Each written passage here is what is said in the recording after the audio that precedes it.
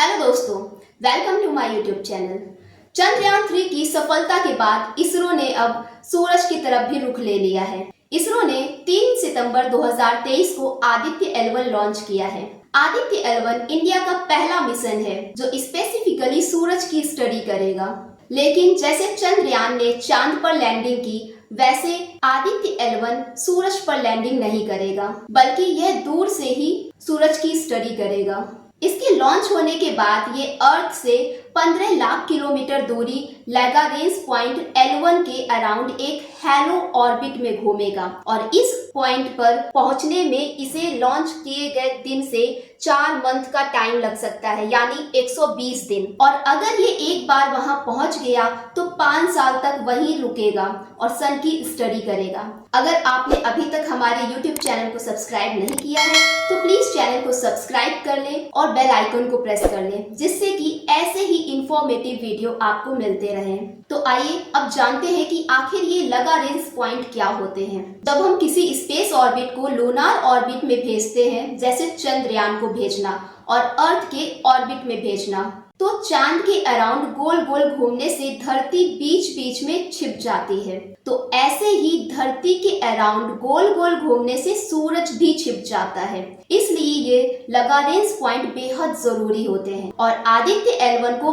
L1 position पर place किया जाएगा और यहीं से इसका नाम आया है आदित्य L1। तो आइए जानते हैं कि आखिर आदित्य L1 सूरज के बारे में क्या क्या जानकारी प्राप्त करेगा। लेकिन उससे पहले हमें सूरज के बारे में थोड़ा जानना पड़ेगा। सन, जिसका डायमीटर धरती के डायमीटर से 109 गुना बड़ा है और इसका वजन धरती से 3,33,000 गुना ज्यादा है। जिस तरह धरती में अलग अलग लेयर्स होती हैं, जैसे कोर, मैंटल और क्रस्ट, उसी तरह सन में भी अलग अलग लेयर्स होती हैं, जिसमें सबसे अंदर होती है कोर, जिसमें न्यूक्लियर फ्यूजन होता है और यहाँ पर हाइड्रोजन हीलियम एनर्जी में कन्वर्ट होती है और इसी एनर्जी से सनलाइट पैदा होती है और यहाँ से गर्मी निकलती है, जो कि हमारे धरती तक पहुँचती है और जिसे हम महसूस करते हैं। कोर का टेम्परेचर 15 मिलियन सेल्सियस तक जा सकता है। इसके बाहर होता है रेडिएटिव जोन और इसके बाद होता है कन्वेक्शन जोन। यहाँ एनर्जी कन्वेक्शन के थ्रू पास होती है, इसीलिए इस जोन को कन्वेक्शन जोन कहते हैं। इसके बाद थर्ड लेयर होती है सन की सरफेस, जिसे फोटोस्फीयर कहते हैं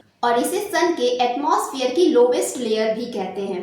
और यहाँ पर सूरज का टेम्परेचर काफी ठंडा होता है, अप्रॉक्स 5500 डिग्री सेल्सियस। इसके ऊपर होती है क्रोमोस्फीयर की लेयर, जहाँ पर टेम्परेचर बढ़ने लगता है अप्रॉक्स 6000 से 20000 डिग्री सेल्सियस। एंड इसके बाद होती है एक पतली सी लेयर, जिसे बोलते हैं ट्रांजिशन लेयर। और इस लेयर के बाद आती है सन की आउटर मोस्ट लेयर, जिसे कोरोना कहते हैं। और इस कोरोना की लेयर में बहुत गर्म प्लाज्मा मौजूद होता है, जिसका टेम्परेचर 1 मिलियन से 3 मिलियन डिग्री सेल्सियस तक होता है। आदित्य L1 का उद्देश्य सन की 3 लेयर, फोटोस्फीयर, क्रोमोस्फीयर और कोरोना लेयर का स्टडी करना है। इन सब की स्टडी के लिए आदित्य L1 में 7 पेलोड लगे हुए हैं, जिसमें कि पहला है visible emission line chromatograph, short में VELC। ये कोरोना लेयर की स्टडी करेगा। सेकंड है solar ultraviolet imaging telescope, short में SUIT।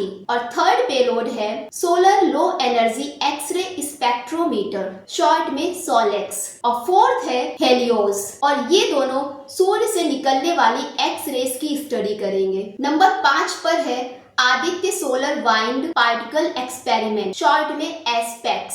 और 6 है plasma analyser package for Aditya, यानी पापा। ये दोनों सोलर वाइंड की स्टडी करेंगे। और लास्ट पेलोड है मैग्नेटोमीटर, यानी मैग, जो कि L1 पॉइंट पर आ रहे मैग्नेटिक फील्ड को मेजर करेगा, जिसमें कि 7 पेलोड में 4 पेलोड डायरेक्ट सन की स्टडी करेंगे, जबकि 3 पेलोड L1 के आसपास को मेजरमेंट करेंगे। तो इन सभी इंस्ट्रूमेंट की हेल्प से आदित्य L1 सन की स्टडी करेगा और साथ ही साथ सन पर आने वाले तूफानों की जानकारी प्राप्त करेगा, सौर लहरों और धरती पर उनके प्रभाव को जानने की कोशिश करेगा। ऐसे ही यूजफुल वीडियो पाने के लिए हमारे YouTube चैनल को सब्सक्राइब करें और बेल आइकन को प्रेस करें, जिससे कि हमारे आने वाले सभी वीडियो का नोटिफिकेशन आपको मिलता रहे। Thanks for watching.